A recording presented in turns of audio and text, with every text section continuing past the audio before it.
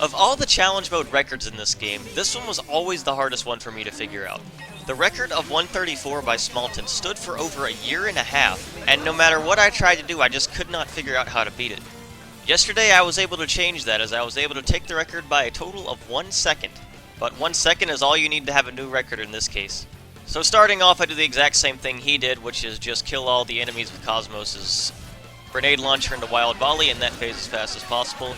So here's where I change it up a little bit. I've got Corvin, I'm going to purge Kuradul's Enrage, as well as set up a fusion combo on the topple. Purging Enrage lets me do full ether damage to him, since his Enrage effect makes you do a lot of reduced ether damage, and that's going to make my chain attack damage here a lot more powerful. I want to use a mix of fast specials and specials that have enough hits. So Fiora level 1, Elma level 1, and Cutie Pie level 1 are all fast, and Elma's level 2 has 14 hits, and it's going to damage cap every hit to make sure we get all the damage we need. And the final special I'm going to use in this chain attack is Fiora level 2 because it's pretty fast and it's also extra assurance just in case I have some attacks that get blocked here. I'm sure you can see he only had like a slither of health left, so there might be a slight way to optimize this by running Orbender on Elma and only using 4 specials and replacing Fiora in the round 1 of the chain attack with the 3-hit special or 4-hit special instead of only her 2 hits. Using Corvin to set up the fusion combo was something so simple I never really thought of before, but it really ended up paying dividends when I finally was able to do it here. So in this phase, the main problem is the Ardanian Sniper over in the corner, which a lot of your attacks won't reach. Cosmos level 2 is luckily a high enough range for us to hit him, so our goal here is to get that level 2 up as fast as possible and use her level 2. Zeke will swap to Dagas for this phase as long as you did the chain attack correctly, and that's going to give us the extra range needed to hit the Sniper and in this phase as fast as possible. It's worth noting I used Corvin's evasion art to start off that phase just so the Sniper can't hit me and interrupt my attacks because he'll knock you back. And in this final phase, all I want to do is use Corvin's level 1 as quick as possible to end both of them. This is slower than Smalt's method of doing it, but this is the only method I really had since I'm using Corvin here.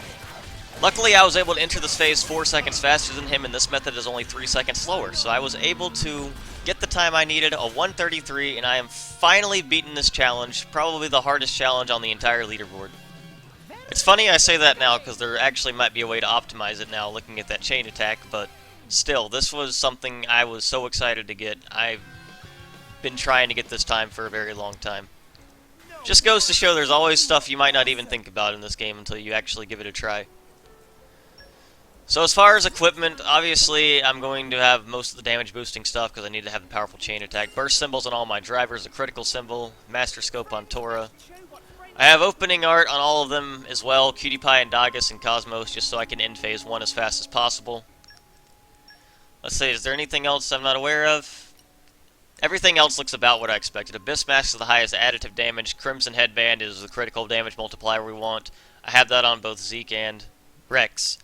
Tora, of course, has Master Scope because he needs to break Kuradul in phase 2, and I also put the critical symbol on him because he doesn't need the damage boosting accessories as much as the other two since Cutie Pie has 6 Aux Core slots. As far as pouch item, Rex is kind of optimized for a little bit of special damage, but also gaining specials as fast as possible for phases 3 and 4, so he can get his specials up as soon as possible for both of those phases and end them as fast as possible.